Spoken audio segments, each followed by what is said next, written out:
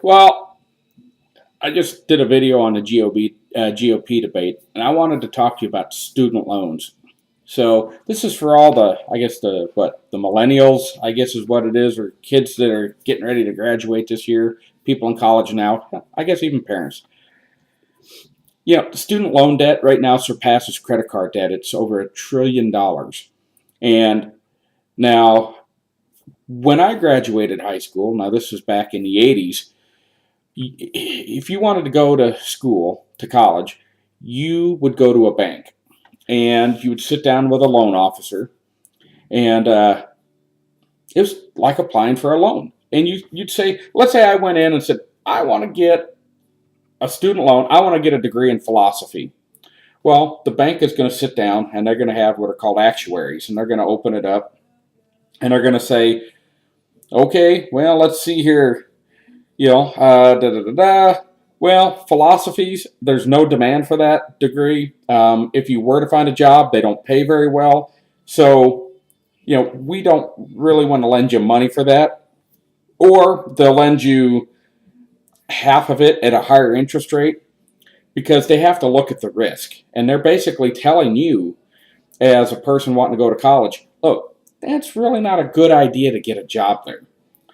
But see, now the government's taking over student loans. And it's all the money, all the time. You get as much as you want, go where you want, and it's a free for all. Now, this hurts people. This hurts students because see, if instead of a philosophy degree, if I wanted to get a degree in, say, computer science, they would look at it and say, "Ooh, that's a great field, high demand, great paying jobs. We'll give you, 100% funding and, 3% interest," or whatever the interest rate might be. It really protected young people from making stupid decisions. Yes, I said it, from making stupid decisions by going to college and getting a degree in something that's not going to benefit them.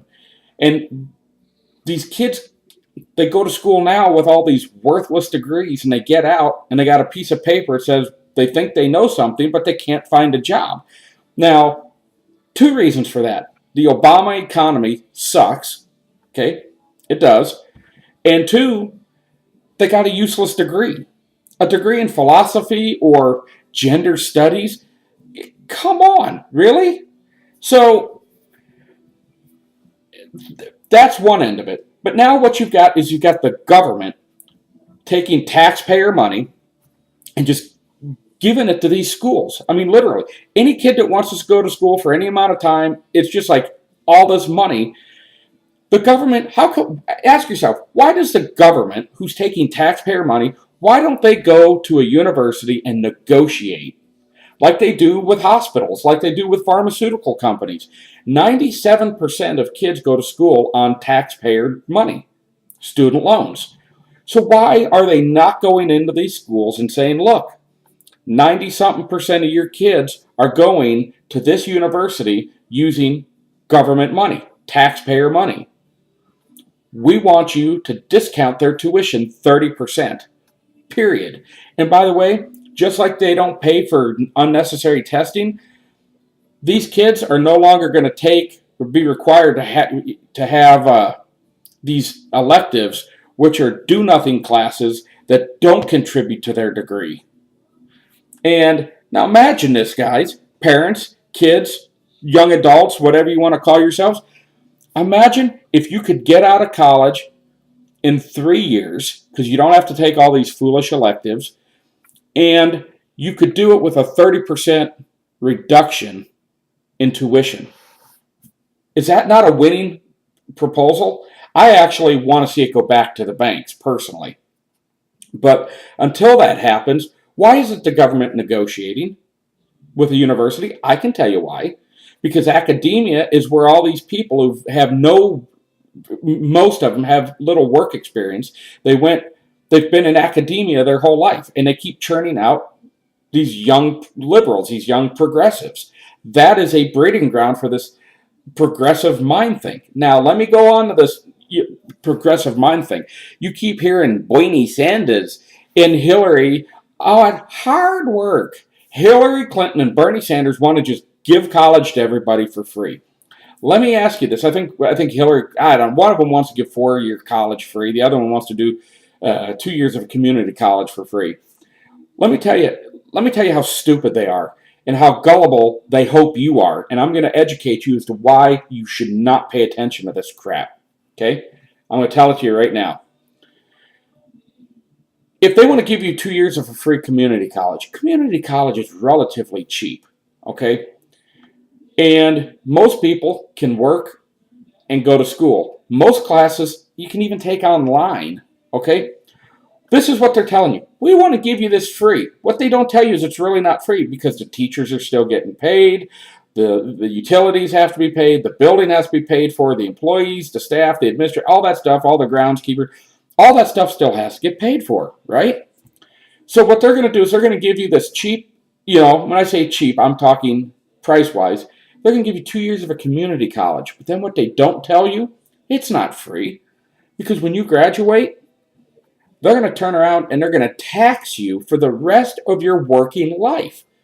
So if you get out of college when you're 22 years old, say for the next 45 years, you're going to pay for 2 years of what they gave you free. So how would you like if someone came up to you and said, I'm going to give you a $7,000 or $8,000 car free, but then they're going to turn around and raise your taxes and make you pay for that car for 45 years. And by the time you're done paying for that $8,000 car, it's going to cost you $80,000 or $100,000+ in new taxes.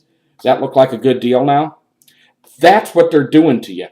Don't buy this free nonsense. Listen to what I'm saying.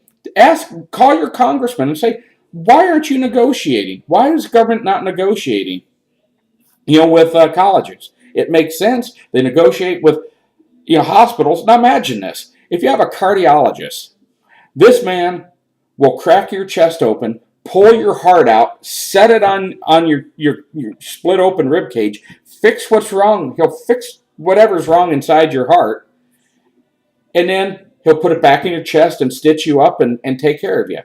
Now, he's expected to take a pay cut.